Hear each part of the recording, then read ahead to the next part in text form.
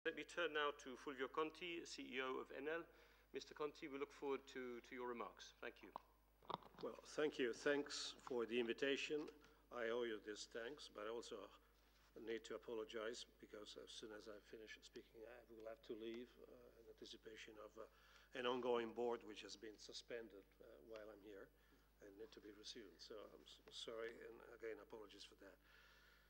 After politicians, ministers, central bankers, former central bankers, and distinguished economists, what the hell an industrialist can offer to the audience. Testimony. I can witness on something that I feel is very important for any industrialist, any entrepreneur, any businessman, each side of the ocean, so to speak. The ocean should not be apart, but it should be just a pond, as they used to call it, even though it was Winston Churchill, wasn't it, that said two people, referring to the UK and to the United States, two people divided by the common language at the end. We have been divided by a common ideology, maybe, which is the one that says free trade is better than no trade. Not only that, I think we have been testimony over the last decades, soon after the Second World War, that direct investments are also very, very important to both ends. And I'm here to testimony that. I'm here to offer the view that, indeed, United States and Europe have been, to some extent, busy retrenching on their own camp, doing things, Europeans, to try to get into a sort of union. We failed up until now.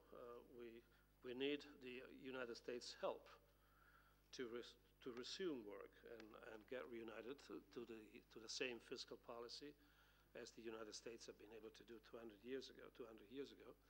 And the United States needs Europe if they really want to carry on their leadership role in the world and being able to face the competitions of the Chinese. We already given up on most of Africa to the Chinese. We are on the brink of giving it up to the Chinese in Latin America. And all of this is happening because we don't speak the right language. We're still divided by a common language between Europe and the United States. What do we need? Definitely we need, and I'm pleased to hear that there might be some movement in the near future when it comes to the trade agreement.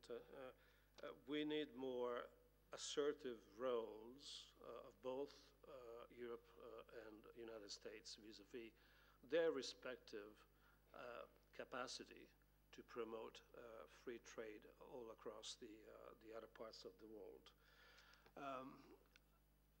As a commercial, I would say that we think in our little position as a company that I run, Enel, we're doing that.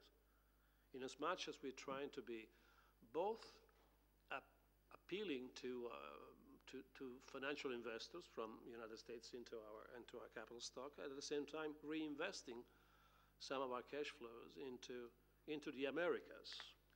I would not limit the speech to the North America. I would not confine the agreement of what we need to do just to the United States of America. I would say Americas, to me, looks like an overall potential opportunity. Today, Europe, vis-a-vis United States of America, has a sort of impairment in its ability to promote free trade because of tariff, because of exchange rates, because of whatever this, let me say, misbehavior of European individual countries maybe. United States are taking advantage of that to some extent, but at the same time trying to occupy territory which would be natural for Europeans to take, which is South America. And while we're doing all of this, again, the Chinese are moving forward. So what do we need to do? Definitely get to that agreement as soon as possible. Trying to see how we can cope with strong euros and weak dollars.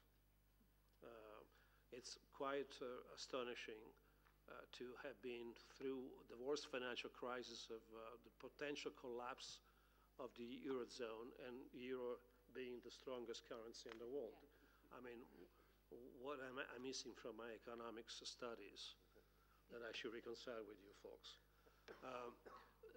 What is missing is the political touch of a common European government and the awareness of the United States policymakers that they need to get back to Europe and abandon the idea that the Pacific Rim is going to be their destiny for the future. And both together, we should try to convert into a potential developer of the huge opportunities that are offered to us by South America. That's the way we have been moving as a company.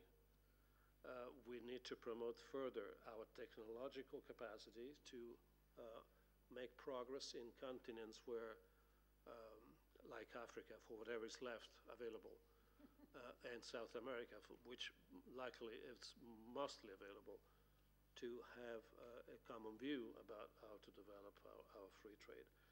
And I would encourage the continuous debate on the way forward to that effect. Thank you for your attention. Thank you very much, Mr. Conti.